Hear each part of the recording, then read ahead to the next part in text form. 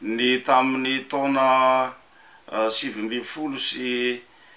2010 sy ny taona 2010 dia nyfanohitra tanteraka ny zava-nitranga tamin'ireo taona anankiroa reo. Zany hoe zay zavatra nitranga tamin'ny 2010 sy 2010 teto amin'ny nosy ny razan'ny Madagasikara malagasy zany dia mifanohitra tanteraka mihitsy mifanao ohatran'ny atsimo sy avaratra. Anjaran'ny malagasy ray aman-dreny eo amin'ny isaky ny foko misy azy no manamarina na tsy manamarina an'izay faminaniana sy fanamarana nataoko tamin'ny voalohan'ny taona 2010 sy 2010 zay. Izay ny amin'iny fa zavatra hafa tanteraka mahitsy raha ohatra ampilaharina amin'ny taona tamin'ny 2010 sy 2010 sy ny taona 2010 sy 2010 no diavin'ny Madagasikara sy ny zavaboary rehetra ao aminy amin'ny taona 2010 sy 2010. Ny maika tiako lazaina maika aloha zany amin'ny hafatra dia izao: ny tinosyn-drazan'ny malagasy tia tsy afaka miala mihitsy eo amin'ny tantaran'ny zao tontolo zao tany na eo amin'ny raharaha ara-boajanahary na ny raharaha amin'ny politika ary ekonomika sy politika ara-tsosialy ataon'ny firenena matanjaka eto ambonin'ny tany. Zay atrehin'ny olona dia tsy maintsy ho atrehiny Madagasikara ihany koa, dia fantatry ny vahoaka ny tiana ho lazaina amin'izany. Fa kosa raha eo amin'ny faminaniana sy ny fandinihana lalina ara-boajanahary mahakasika momba ny lahatra manokana ho an'ny Madagasikara manokana eo amin'ny firafitry ny kintana sy ny endriky ny hery ary ny voninahitry ny fanahy eny amin'ny habakabaky ny lanitra sy ny habakabaky ny tany ny eo amin'ny tranobe ny merina zany dia mizara efatra mazava tsara mahitsy ny zava-mitranga sy ny zavatra tsy maintsy misy eto amin'ity nosy ny razany tikatra amin'ny famakina ny riba zay napetraky ny taolo sy ny fahagola merina zay tehirizinay zany. Zany hoe ny diary ny tranobe ny merina zany dia milaza izao antoantony zavatra zao mikasika momba n'ity taona 2010 sy 2010 tikatra. Ny telo volana voalohany tsy mety hisy fitombenany ary tsy mety hisy foto-kevitra makatoerana ho marim-pototra ao anatin'io telo volana voalohany io amin'ny fandraharahana ny fitantanana ny fiainam-bahoaka sy ny valala-beamanitra eto Madagasikara. Zay zany aloha raha ny andian-kintana voalohany no vakina. Ao anatin'io telo volana voalohany io ihany dia tsy manan-kery ny loza voajanahary pitranga eto Madagasikara, ohatra ny horohorontany aina ny tondra-drano na ny karazana ahitany dia sy misy zavatra ho atahoran'ny gasy ao anatin'io telo volana voalohany io, satria mitsitaitaika sy mitsipoipoitra ary tsy voafaritry ny mety eo amazavatsara mihitsy ary ny fiovaovan'ny toetrandro ary ny toe-pisaina sy ny fomba fisainana na eo amin'ny fahatakara-kevitra ambonin'ny mpandraharaha amin'ny fitantanana ny fiainam-bahoaka na tsorona ny fitenena hoe mpanao politika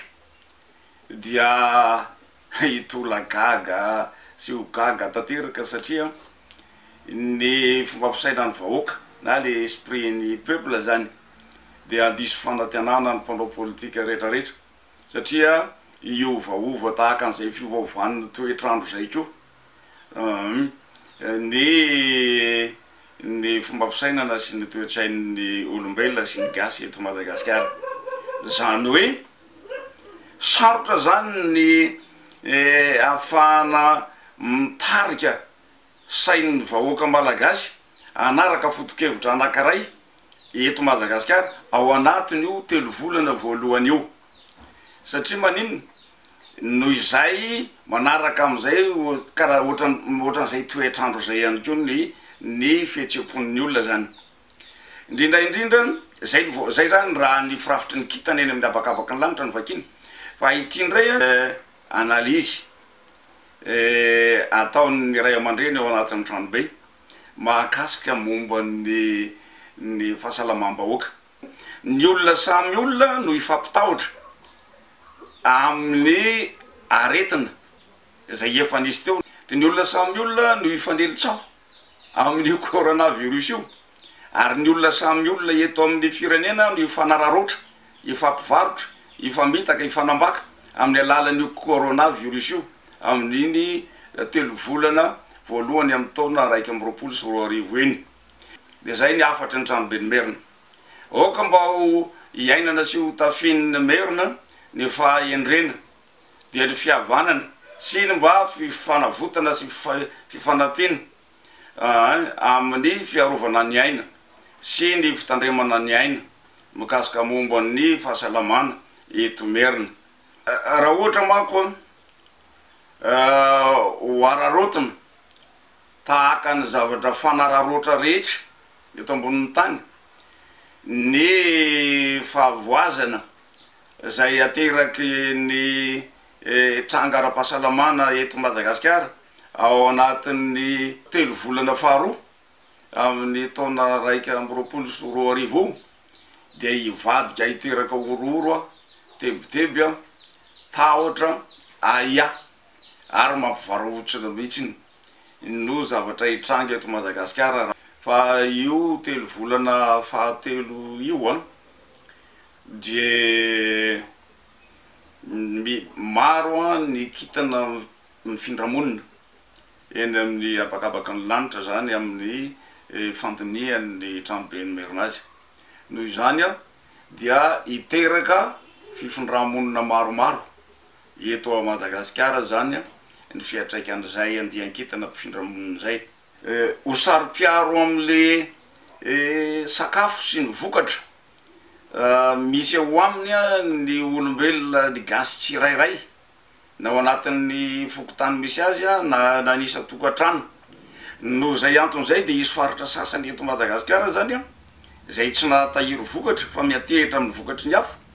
dia ho tratrana krizy ara-tsakafo dia ny faharoa misy fiatraikany amin'ny asa io amin'ny entreprise io amin'ny toera pitsaboany io amin'ny fitatana raha raha-mpanjakana io andian-kitana mifindramonina io zany hoe lasa mitera roan'ny mpiasa mpanjakana zany na ny mpiasa tsy miankana amin'ny fanjakana hotratrana fifindramonina tsy ampoziny ianareo na hotratrana affectation tsy ampoziny na mety katona tampoka ny entreprise de iova entreprise hafa ary eo anatrehan'izay nefany dia zany lahatra zany tsy ho afaka amboarina na ovana ny mpiandraikitra ny fandraharana ny fitantanana ny fiainam-bahoaka na ny atao hoe mpanao politika zany zavatra zany satria na mpanao politika koa azy de ho tratra ary voatsindrina zay atmosfera avy eny amin'ny abakabaky ny tany sy ny abakabaky ny lanitra zay eo am'le 3 volana farany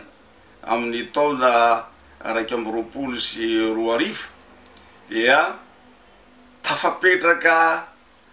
no ny antony tsy fantatra amin'ny toerana anankiray reo andian-kitana mifindramonin'ireo ary tsy hetsika eo mihitsy izy raha tsy amin'ny 100 taona na amin'ny 1000 taona ndray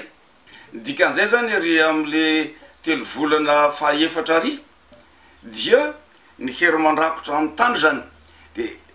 tsy maintsy misy fiatraikany amin'ny fisainan'olombelona ny fiatraikany amin'ny fisainan'olombelona de zao ny manam-pahefana rehetra zany ary amin'ny 3 volana fahaefatra farany ary amin'ny taona 2020 ary niza manana fahefana ay na fahefana ara-maramila na fahefana ara-panjakana na fahefana ara-pivavahana na fahefana ara-piarahamonina na fahefana ara-pitondrana na fahefana ara-pahalalana manokana dia tsy maintsy ampiasy ny heriny sy ny fahefany tena amin'ny faratampony mihitsy noho zay fipetraky ny gitana mpifindramonina lasa mahazo toerana ifaran'izay dikan'izay zany a mila mitandrina ara-piarahamonina zany ny malagasy amin'iny 3 volana faran'iny amin'ny taona 120 sy 20 iny mba tsy hiteraka fanambanina ny hafa satria fanaparam-pahefana le izy mba tsy hiteraka ihany koa fanaovana tsindrio falavo na fanaovana tsindry azo lena eo amin'ny mahantra sy ny sahirana sy ny tsy misy pia eo amin'ny malemy indrindrandrindra eo amin'ny valalabeamandry sy ny tody orokoroka zany satria tsy manana malemy eo anatrehany manana ny olona mialoka ao ambanin'ny lalàna sy ny fahefam-panjakana malemy eo anatrehany mpitondra fanjakana ary ny olona marary sy osa indrindrandrindra tsy manan-kealofana malemy a eo anatrehan'ny olona manana fanafody sy mahay mitsabo ka eo zany a no ahitana tsara ny fahendreniny malagasy any anatin'iny le 3 volana farany amin'ny taona 120 sy 20 iny zay zany ny afatra avy aty amin'ny tranobenimberina hoe tena anahatra aty amin'ny 3 volana voalohany na hatrany amin'ny 3 volana farany amin'ny taona 120 sy 20 dia mila ny fampiarana ny fihavanana avokoa mba hiteraka tombotsoa sy fahasoavana iraisana na tombotsoa imbonana ary mila ihany koa ny fampiarana ny fifandanja kery sy ny fitovina amin'le zoma olona sy ny fanama olona mba tsy sy ho tratran'ny tsindry azo lena sy koa hoe overy eo anatrehany ady zay fanaovana ara-voajanahary ny tsy mba afa-manoatra sy tsy manan-katao